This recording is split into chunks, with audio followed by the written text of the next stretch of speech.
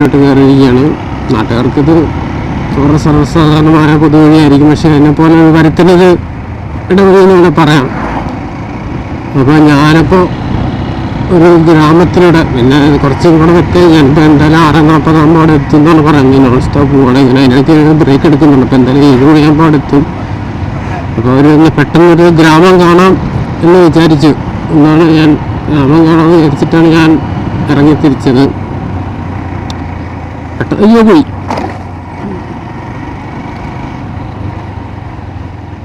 Camera adjust ചെയ്യാൻ പോയത് ആ കുഴി കണ്ടില്ല. നിനക്കെങ്ങനെ കാണണം? നിനക്ക് അങ്ങനെ തന്നെ വേണം. ഞാൻ ഇനിയും നിന്റെ കുഴിയിൽ. ഞാൻ എക്സ്പ്രസ് ഇല്ലായിരുന്നെങ്കിൽ ഞാൻ സോറി പറഞ്ഞാൽ ലാപ്രോസ് ശ്രീലങ്കൻ റെയിൽവേ. ശ്രീലങ്കൻ റെയിൽവേനെ കുറിച്ച് പറയുകയാണെങ്കിൽ കുറേ പറയാനുണ്ട്. എനിക്ക് ട്രെയിൻസ് ഭയങ്കര ഇഷ്ടമുള്ള സംഭവമാണ്. ഇവിടെ ആരെങ്കിലും ട്രെയിൻസ് ഇഷ്ടമുണ്ടോ? ഇവിടെ ആരെങ്കിലും ഉണ്ടോ എന്ന് വെച്ചാൽ 3 പേരെ ഉണ്ടാകത്തുള്ളൂ. ആ 3 പേരിൽ എനിക്ക് 2 പേരുടെ അവസ്ഥ എനിക്കറിയാം. വേറെ 3ാമതൊരാൾ ട്രെയിൻ ഇഷ്ടമുണ്ടോ? അല്ല. ശ്രീലങ്കൻ റെയിൽവേസിനെ കുറിച്ചുള്ള എപ്പിസോഡ് വേറെ വരുന്നുണ്ട്. എന്തായാലും ഞാൻ വേണ്ടി ഗ്രാമത്തിൽ നിന്ന് മാറി നഗരത്തിലോട്ട് വീണ്ടും ഇറങ്ങി നിർത്താനൊരു സ്ഥലം ഒപ്പിക്കണം. കടകളെല്ലാം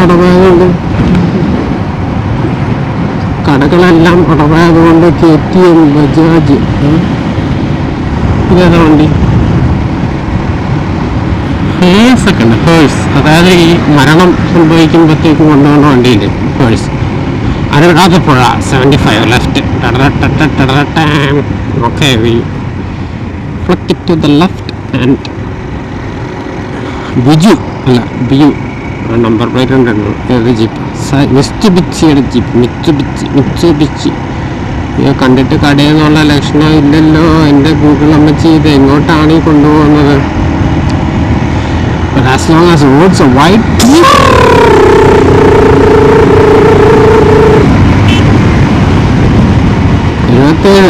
ശബ്ദം മാത്രമേ ഉള്ളൂ, സ്പീഡില്ല.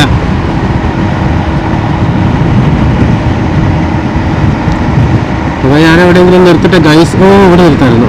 That was a good. അവിടെ റാൻഡമായിട്ട് പോയി നിർത്തണം. കണ്ടിട്ടൊരു നിർത്താനുള്ള സ്റ്റോപ്പ് നിർത്തായിരുന്നു. കുറേ ദൂരം കടന്നുപോയി. ഒരു വൈബ് കിട്ടിയല്ലോ, ഒരു നാടൻ തറ. പക്ഷെ നാടൻ കട കയറാനുള്ള എന്തായാലും ഇതെന്ത് LTT അല്ല, എന്തോ കമാൻഡോസ് പരിപാടി കേട്ടോ.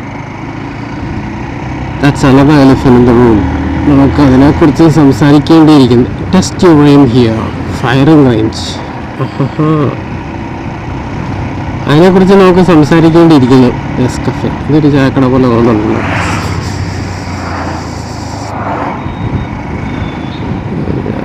കസേരയൊക്കെ എടുത്തിട്ട് പൊന്നു. ചായക്കട നോക്കിയപ്പോഴത്തേക്ക് താഴ്ലോകം പോയൊന്ന് ലാൻഡ് ക്രൂസറിൻ്റെ അടിപ്പെട്ട്. ഒരു ഡേ 1 ആണല്ലോ ഈ അപകടങ്ങളൊക്കെ. ഡേ 4 ആകുമ്പോഴാണ് സൂക്ഷിക്കേണ്ടത്. പക്ഷെ ഡേ 1 തന്നെ ഇങ്ങനെ you just past restaurant.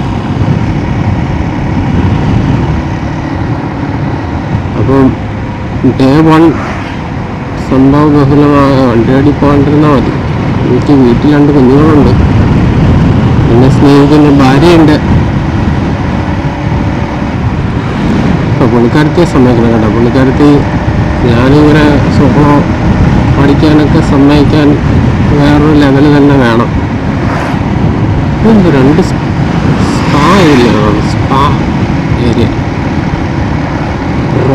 6. ഇതടുത്ത spa. ഞാൻ ഇതിന് സ്പാ സ്ട്രീറ്റ് എന്ന് പറയുന്നത്. സ്പാ സ്ട്രീറ്റ് ഇനി സ്പാ ഉണ്ടെങ്കിൽ ഉറപ്പിക്കാം. റൂംസ്.